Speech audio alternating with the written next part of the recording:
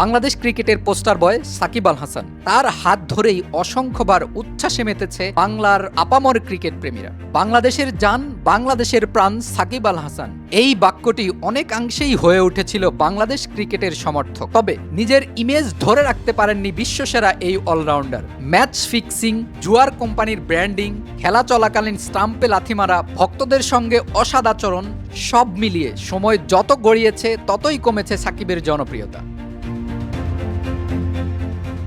সব শেষ মাগুরা থেকে আওয়ামী লীগের নির্বাচন করে সংসদ সদস্য নির্বাচিত হন সাকিব। এরপর ছাত্র জনতার অভ্যুত্থানে আওয়ামী লীগ সরকারের পতনের পর সাকিবের জনপ্রিয়তা একেবারে তলানিতে গিয়ে ঠেকেছে। ভক্ত সমর্থকদের আক্রোশে সাকিবকে দলে নিতে এখন রীতিমতো ভয় পাচ্ছে বিসিবি। টেস্ট ও টি-20 ক্রিকেটে এরই মধ্যে অবসর নিয়েছেন সাকিব। শেষ টেস্টটা দেশের মাটিতে খেলতে চাইলেও নিরাপত্তা ইস্যুতে সেই ইচ্ছে পূরণ হয়নি বিশ্বসেরা অলরাউন্ডারের। তার শেষ টেস্ট হয়ে থাকছে তাই গত সেপ্টেম্বরে ভারতের বিপক্ষে খেলা কানপুর টেস্টটি। তবে ওয়ানডে ক্রিকেট থেকে এখনও অবসর নেননি সাকিব। তার ইচ্ছে এই সংস্করণের ক্রিকেটটা চালিয়ে যাবেন আসন্ন চ্যাম্পিয়ন্স ট্রফি পর্যন্ত। কিন্তু সেই সুযোগ কি পাবেন বাংলাদেশের সর্বকালের সেরা ক্রিকেটার? সেই সম্ভাবনাও নাই বললেই চলে, কারণ চ্যাম্পিয়ন্স ট্রফির আগে বাংলাদেশ যে একটি মাত্র ওয়ানডে সিরিজ খেলবে ওয়েস্ট ইন্ডিজের বিপক্ষে, তাকে ছাড়া দল ঘোষণা করতে যাচ্ছে বাংলাদেশ ক্রিকেট বোর্ড। বিসিবির দায়িত্বশীল সূত্র জানিয়েছে, নির্বাচকেরা এরই মধ্যে ওয়েস্ট ইন্ডিজের বিপক্ষে ওয়ানডে সিরিজের দল বোর্ডে জমা দিয়েছেন।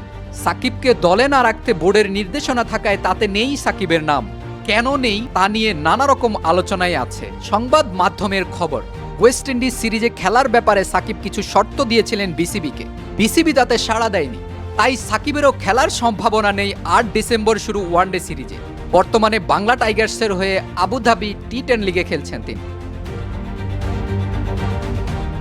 গত 5 আগস্ট আওয়ামী লীগ সরকারের পতনের পর হত্যা মামলায় আসামি করা হয় সাকিবকে।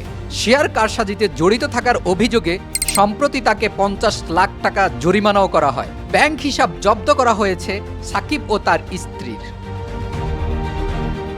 এ অবস্থায় সাকিব নাকি বিসিবির মাধ্যমে সরকারের কাছে দেশের মাটিতে খেলার স্বাধীনতা, ব্যাংক অ্যাকাউন্ট উন্মুক্ত করে দেয়া এবং দেশে ফেরা ও বিদেশে যাওয়ার নিশ্চয়তা চেয়েছেন। তবে বিসিবির দাবি এরকম কোনো শর্ত দিয়েছেন বলে তাদের জানা নেই। নাম প্রকাশ না করার শর্তে এক বোর্ড কর্মকর্তা সাকিবের ওয়ানডে দলে না থাকার কারণ হিসেবে বরং অন্য কথাই বলেছেন।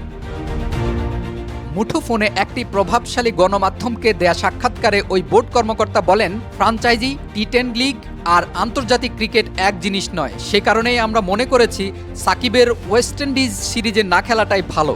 নির্বাচক কমিটিকে বোর্ডের এই মনোভাবের কথা জানানো হয়েছে। ক্রিকেটীয় বিবেচনায় সাকিবকে বাদ দেওয়ার কোনো কারণ না দেখালেও বোর্ডের এমন মনোভাবের কারণে সাকিবকে ওয়েস্ট ইন্ডিজ সিরিজের দলে রাখেনি গাজী আশরাফ হোসেনের নির্বাচক কমিটি।